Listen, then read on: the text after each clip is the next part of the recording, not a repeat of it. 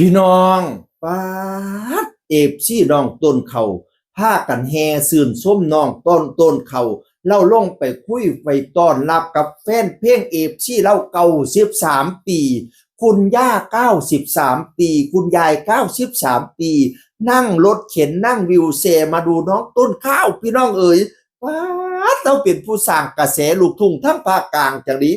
พี่น้องเด็กน้อยผู้เฒ่าผู้โถซื่นส้มเล่าบทเสียงเล่าห้องออกไปนะอุ้ยเป็นเสียงที่มีเสน่ห์เสียงที่ทรงพลังใครฟังแล้วก็ต้องอึ้งอยู่กับม่องกับที่เลยพี่น้องเอ๋ยบางวันที่20ไปแสดงมือนั่นบ่เป็นแสดง2 เวทีพุทธิทั้งพุทธมณฑลสาย5ชาวทุ่งคอกพนาวานะเวทีหนึ่งนั่นอยู่เวทีลาน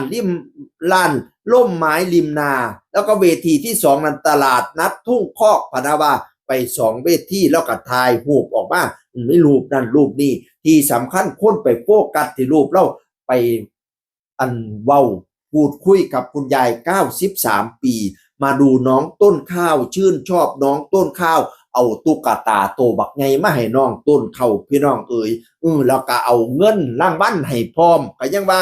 มาเบิ่งอยู่หน้าเวทีกว่าน้องต้นข้าวแสดงเสร็จก็ลงจากเวทีไปคุยกับปู่ย่า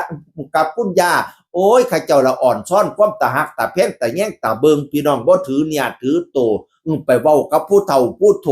ยกใส่เก่าเฒ่าใส่หัวมีสัมมาคารวะก็ยังว่าข้าเจ้าก็เลยพากันซื่นชมโอ้ยจะแม่นเป็นเด็กน้อยผู้ฮู้จักความหายไปคุยกับคุณย่าลงจากเวทีไปคุยกับผู้เฒ่า93 ปีผู้เฒ่าก็สิดีใจละเนาะอุตส่าห์นั่งรถเข็นมาเบิ่งปั่นน่ะเนาะนักร้องลงมาเว้านำก็โอ้ยเราแฮ่งสิดีใจแล้วพี่น้องเอ๋ยโอ้ยอีแม่เอ้ยให้เจ้าเจริญเด้อให้ยืนจนฮอด100พุ่นเด้อ93 ปีแล้วได้มาเบิ่งน้องต้นเขาดีใจหลายเพราะผู้เฒ่าเว้ากับต้นเขานั่นน่ะต้นเขาก็ให้เจริญเด้อลูกเด้อให้ปังๆให้ดังๆเด้อ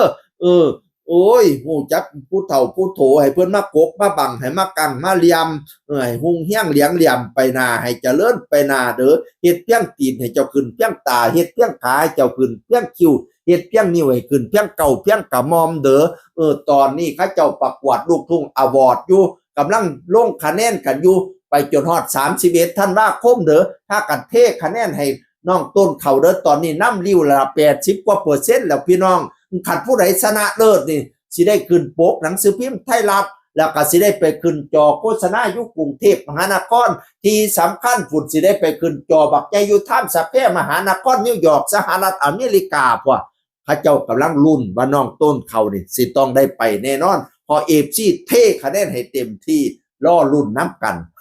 เสียงอื่นคนเก่าเว้าสู่ฟังสวัสดีครับ